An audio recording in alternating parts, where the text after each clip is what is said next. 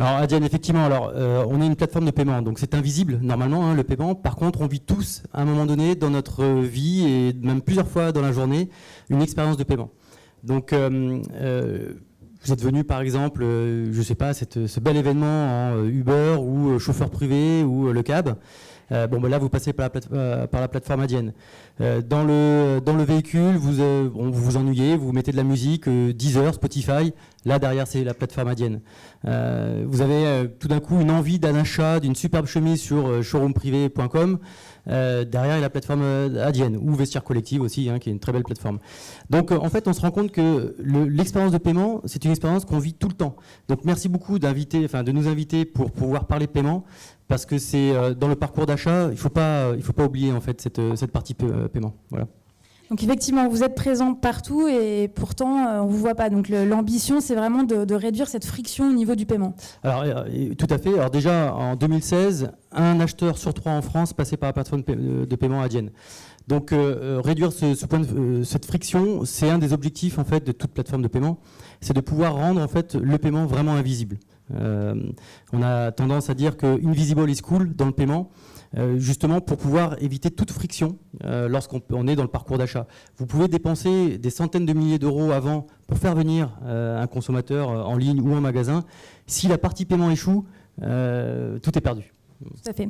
On va prendre le temps de regarder une petite vidéo justement pour rappeler ces moments forts où vous êtes présent et où vous accompagnez le client dans sa vie de tous les jours.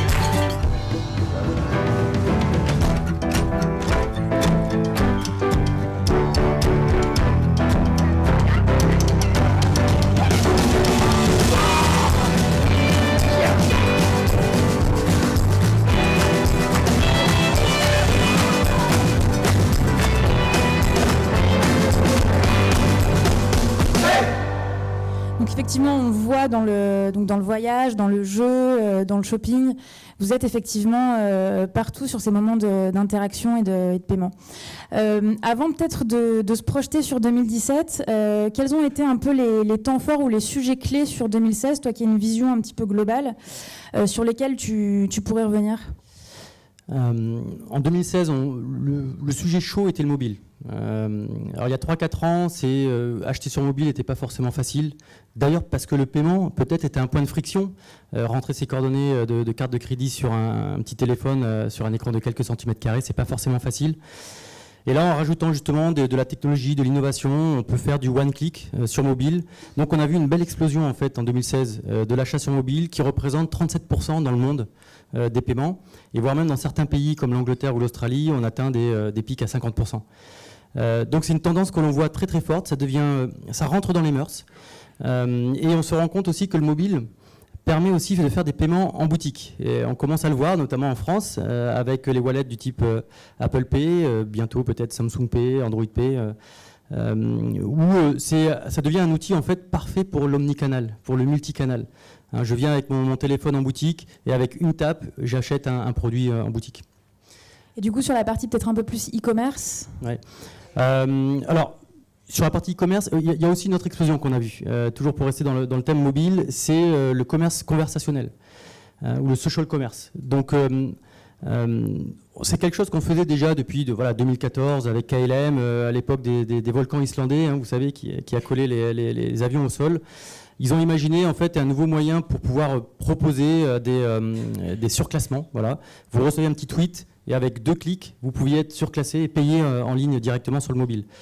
Ça, c'était 2014. Par contre, 2016, on a vu vraiment une explosion. Facebook, il y a des géants qui s'attaquent à ça. Donc Facebook, qui travaille sur une API chatbot, qui va permettre, depuis Facebook Messenger, d'acheter des choses. Et il y a le géant aussi WeChat. Donc le géant chinois, 800 millions d'abonnés, 200 millions de cartes de crédit dans l'application. C'est presque 3 fois la population française. Donc ça, c'est effectivement assez impressionnant ce que WeChat peut faire et tout en fait peut se faire, toute l'expérience jusqu'au paiement effectivement peut se faire par l'application. Est-ce que l'Asie par rapport à ça, c'est une zone que vous regardez de près en termes de tendance et d'usage ? Alors l'Asie, c'est un énorme marché et surtout en devenir. Ils ont peut-être quelques années de retard par rapport à l'Europe ou les États-Unis, mais en termes de population, en termes de richesse à l'avenir, c'est vraiment un pays, enfin une région qu'on regarde. On fait 20% de notre chiffre en Asie aujourd'hui. Mais après, il n'y a plus de barrières, il n'y a plus de frontières. C'est-à-dire qu'un Chinois qui vient en France, vous pouvez voir devant les magasins de luxe les queues d'Asiatiques, ils ont des moyens de paiement qui leur sont propres.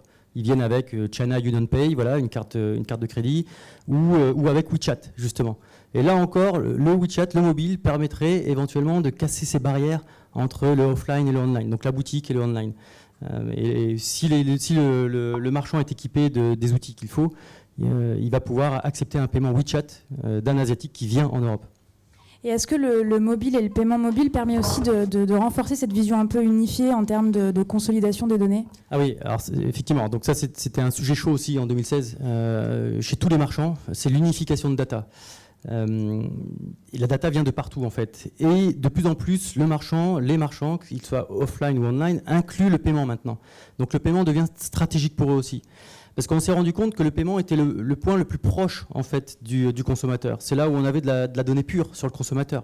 À chaque fois qu'il y a une transaction, il faut savoir qu'il y a 140 points de data points qui sont échangés sur chaque transaction.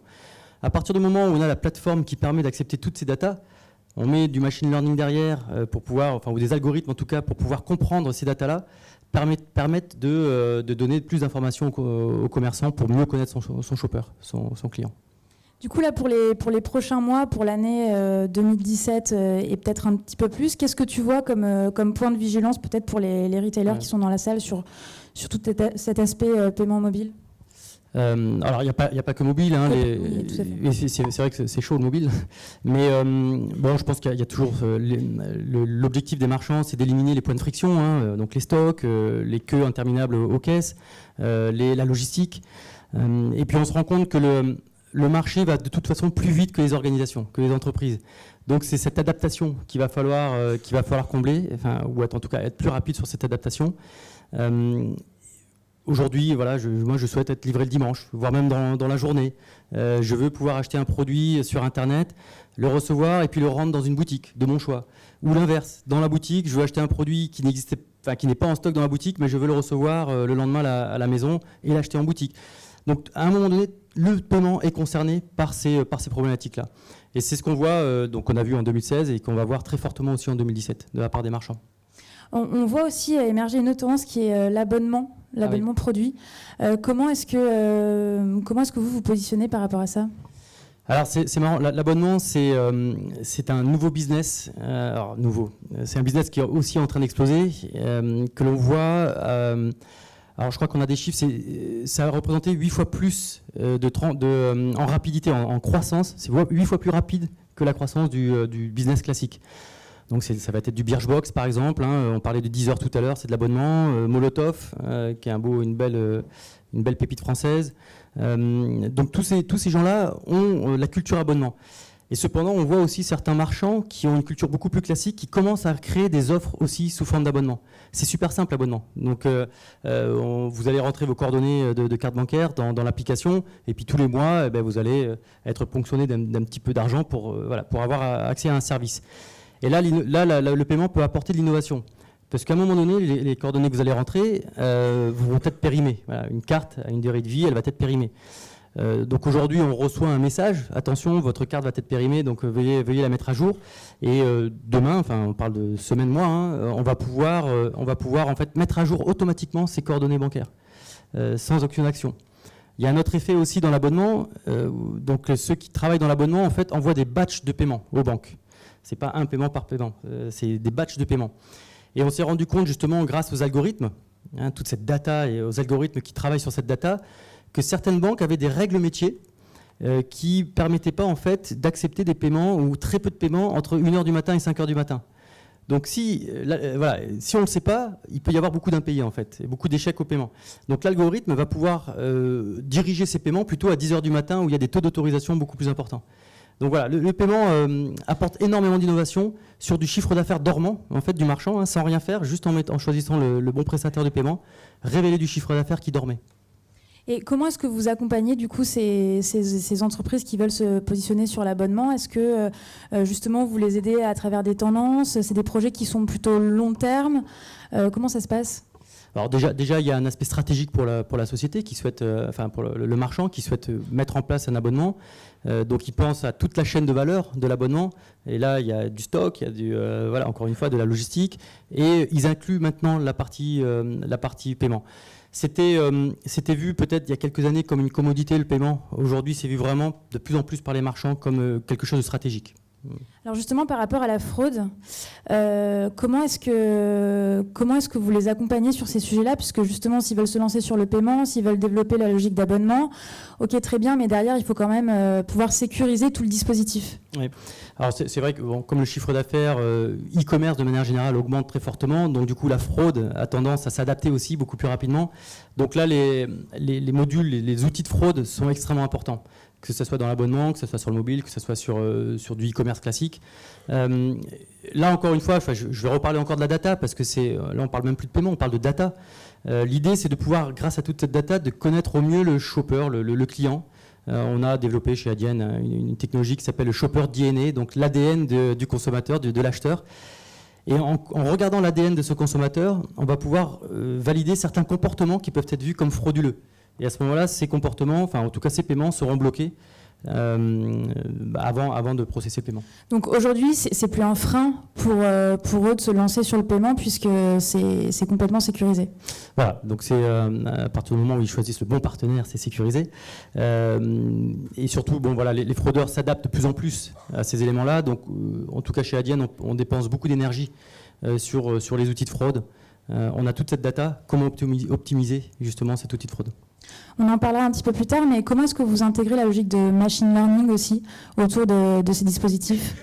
Alors, sans rentrer dans le détail, de manière générale, quand on commence à parler de beaucoup de data, de big data, vaut mieux avoir énormément de data et un outil d'analyse peu performant que d'avoir un superbe outil performant avec peu de data. Voilà.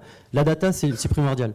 Donc après, effectivement, le machine learning ou intelligence artificielle ou algorithme, peu importe le nom, est essentiel pour analyser cet énorme volume de data. Donc, si tu avais un ou deux conseils à partager avec l'audience justement sur 2017, comment prendre en main le sujet du paiement, qu'est-ce qu'il faudrait qu'ils retiennent? Il y a une chose, il y a vraiment une tendance qui est très très forte, c'est de rendre vraiment le paiement invisible. C'est ce que je disais en introduction, invisible is cool. Vous regardez une expérience avec le chauffeur privé ou le cab, à aucun moment vous allez payer. Alors vous payez réellement, mais à aucun moment vous allez vivre une expérience de paiement. Et c'est des choses qui arrivent aussi en boutique. Amazon Go par exemple est en train de tester un magasin dans lequel vous allez pouvoir choisir des produits sur étagère et sortir du magasin sans passer par la caisse. Google est en train de tester aussi Google's Hands-Free, donc qui permet aussi d'acheter des produits, d'aller en caisse et sans sortir son moyen de paiement, sans sortir son téléphone, par analyse faciale ou je ne sais pas, ils vont pouvoir processer le paiement. Donc Invisible is cool, c'est le point important, c'est la grosse tendance qui est en train d'arriver et qui va continuer encore longtemps. Et tout à l'heure, juste en dernier point, on a vu l'intervention sur le retail et les réseaux sociaux. Le step d'après, c'est le social commerce. Est-ce que ça fait aussi partie des gros enjeux 2017 ? Oui, on a vu l'explosion en 2016, ça va continuer encore. Il y a des gros acteurs qui se mettent sur le sujet, Facebook, WeChat, etc. Et ils prennent justement ce Invisible is cool à la lettre. C'est-à-dire qu'à un moment donné, quand on utilise ce type de paiement, c'est pour rendre le paiement presque ludique, en fait. Avec son empreinte, on va pouvoir payer. Voilà. Bon, donc de gros chantiers à venir. Donc n'hésitez pas à aller discuter et échanger avec Philippe pendant la pause de déjeuner, puisque le paiement est en train de faire sa révolution. Merci bien. Merci à toutes et à tous.